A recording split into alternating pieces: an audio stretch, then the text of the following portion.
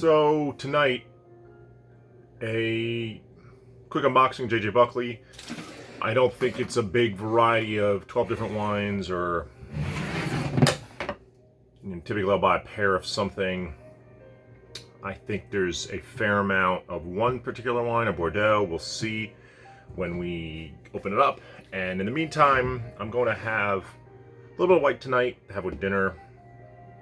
Sort of a vegetable dinner, vegan type dinner tonight, and a red wine for later with a little bit of cheese. I was going to do this weekday wine, the Bourgogne from Loire, Cab Franc.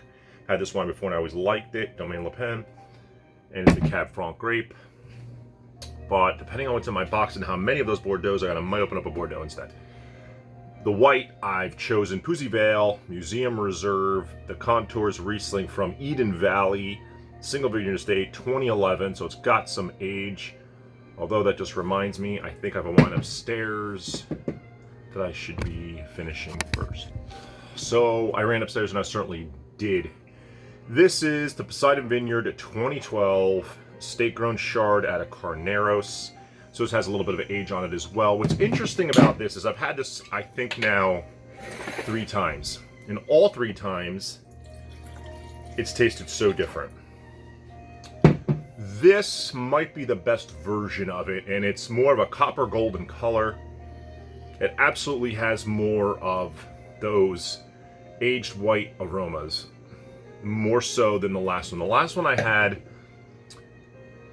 let me take a few steps back. The first one I had a bit of too much oak on it for some reason, and it was good, just not as, it was not wonderful, it was not great. Second one was so fresh still, more golden yellow than this, which is more approaching sort of amberish, but more copper. And it didn't really have those characteristic white, aged white wine aromas and flavors. This absolutely does. I thought when I first opened this it might have been corked, but after tasting it, letting it open up a little bit, it blew off. A little bit of that, sort of this reductiveness blew off a little bit, although it's more oxidative, absolutely. So it wasn't really the reductiveness, it was the oxidativeness that blew off. And then it became awesome. So I have a little bit left. And it absolutely has this banana peel and marzipan and a ripe mandarin skin.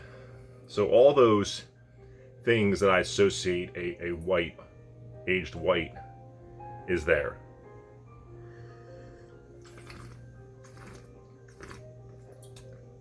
And it's a great wine. Gosh, it's such a great one. I really enjoy, and this is, I'm not sure if Obsidian, so I got it from, I'm not sure if they're, I don't really know the whole story with it. Doesn't really matter. So, great contrast here. We have a 2012 here from California, from Carneros, and a 2011 here from Eden Valley. So Eden and Clare Valley being 2 of the most prominent, classically prominent places for Riesling in Australia.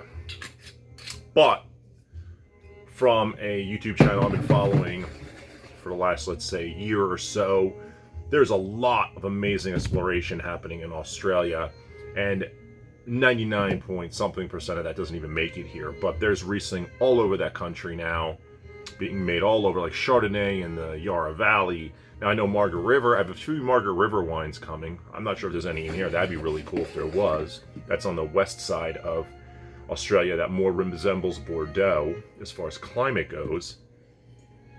So this absolutely reminds me of Australian Riesling from Eden and Clare Valley. There's this, you just can't mistake it. There's a rubber cement type of aroma, always. There's a little, I get more petrol from the German Alsace. I get more the other white wine, aged white wine characters, and then these always, I get this rubber cement. There's still lemon pith and lime.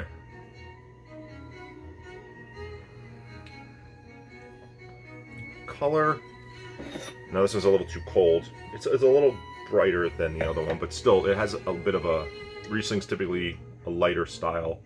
This definitely has its age, it's showing its age.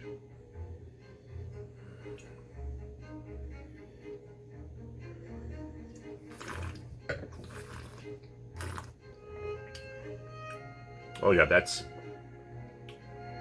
no rubber taste. Stylistically very different than the other one. I probably should have reversed it. The Riesling has less body, but a lot more acidity.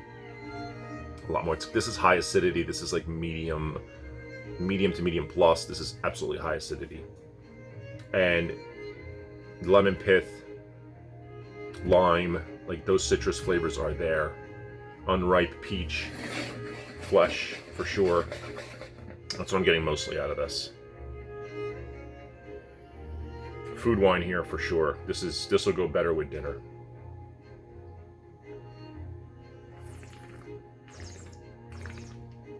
Especially since I'm having some asparagus. Asparagus is actually one of those very difficult foods to pair. I think this would work really well with it, absolutely. Heavy dose of like lemon here.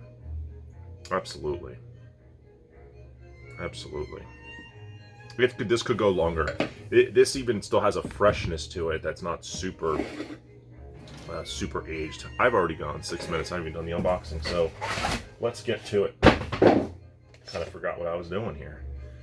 So, I have no idea what the hell this is. Pixar Dragont 18 Bierzo. So this might be a Mencia. Yes, this is a Mencia. So this is from Bierzo in Spain. I've been trying. I've been saying it for a while. I want a good Mencia, and hopefully this is one of them. I don't remember what I paid, but certainly cool. I kind of feel like I have two of these in here. I don't know why, but I feel like I do. And yeah, and what's the vintage? 2018. So it's not the name of the wine. Must be the vintage. Pixar Dragont. I'm not sure. Either way, there's two of those. Maybe even a third. Oh, I ordered 3. I don't remember wanting 3. Interesting. I have to double check that in my order. I do not remember ordering 3. So this is what I remember ordering specifically. The Chateau Cantemerle. And I had this not that long ago, and it was absolutely awesome. And I think it was like $30 or something. This is a 2018. I forget exactly which vintage I tried, but it was fantastic, and I wanted like a case. And they didn't have a case of that vintage. I thought it'd be a great weekday wine or just a second wine. So what else here? Another 2018. So there's 2. That's why I said this unboxing is not gonna be super interesting. There's 3. There's, okay, so this is a 16. So a 16, a little bit more age. Another 18, that's 4. And look, I see another bottle in there. And another 18, 5. So here's 5 18s and a 16. And then it looks like there's some other stuff in here. What do we got? A Brunello, La Lucere, San Filippo, Brunello de Montalcino 2012. So some age on a Brunello here, Sangiovese-based wine out of Tuscany, Italy. So that's always great. Don't remember ordering that either. Oh, I know this wine.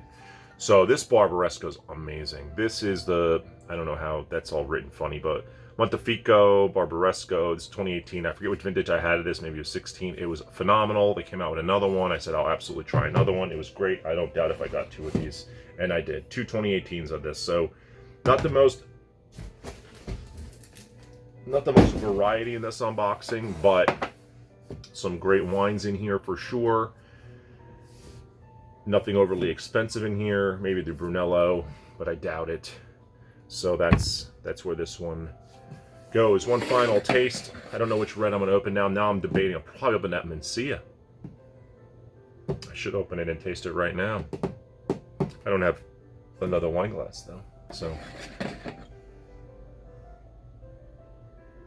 yeah, rubber cement. I just can't get it out.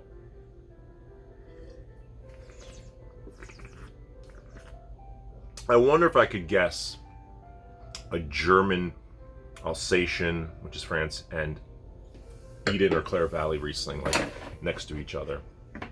Just because I feel like I could pick this one out. I don't know if I could pick the other 2 out. This one I feel like I could pick out for that rubber cement aroma.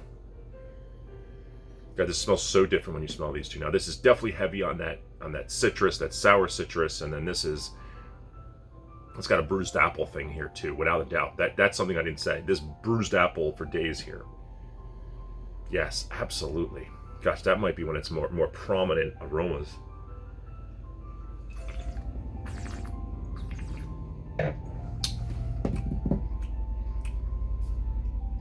Two great whites, very different stylistically, both with some age on them, both with at least a decade on them. Definitely my sweet spot of these aged whites being absolutely something I'm all about right now. I'm gonna pause this and grab another glass and try this Mencia because I think it's gonna be my cheese wine tonight. So I popped it open, grabbed another glass. Oh, that is an interesting aroma in a good way. A little bit of spice. I'm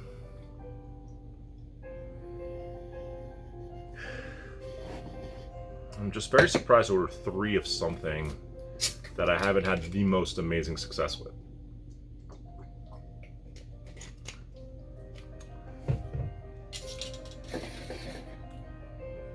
It's pretty dark. I don't know what the percentage is on this thing. 13.5.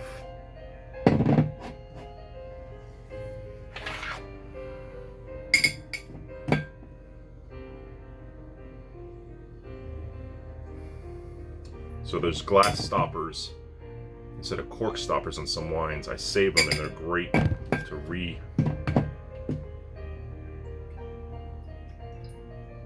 reseal your open wine.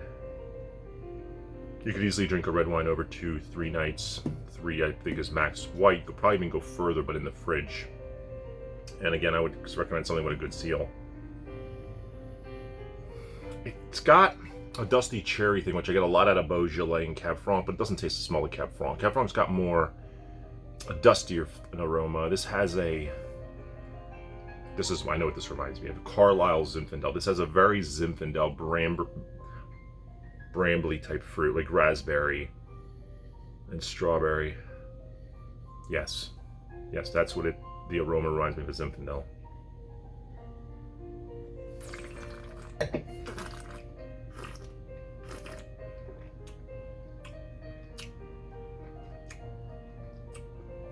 Interesting.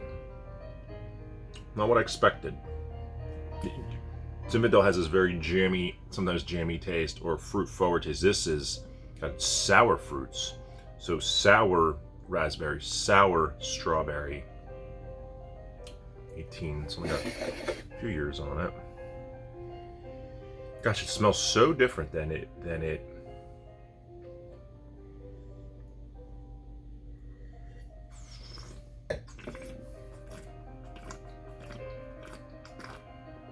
and there's spices, like baking spices, to a degree. Reserving judgment. I don't know what to give that yet. I feel like it needs to open up. A slight reduction in there, or it needs to open up more. Because I get a lot out of the aroma, and then the body is like medium, medium bodied. The tannin is medium, so it's a drinking wine. You're not gonna. Mouth doesn't pucker. The acidity is medium. Everything's right in the middle. Yeah, I don't know much about this Mencia. I should probably look this up. Probably give an update on it next time I do a video. So I'm gonna end it there. Gone long enough, and I'm gonna go enjoy my dinner with the Riesling.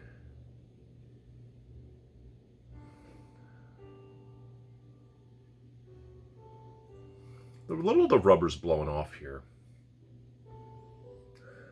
But it's there. It's prominent. It is prominent. I wish I would have laid this down to the 10 years just to see what it would do, but I just don't have the patience for that. When I see a 10-year-old white, I just want to drink it.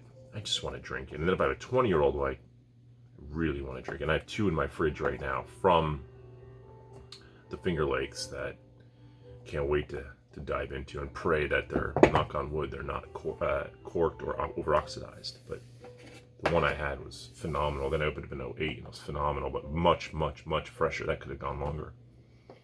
The 01 that I had was on point, on par, perfect. And from a place you wouldn't expect, from the Finger Lakes. Although great acidity up there, so longevity in wine sometimes has a lot to do with acidity, so it makes sense. Why am I talking about the Finger Lakes? But it's ended here. Go have dinner. Have a good night.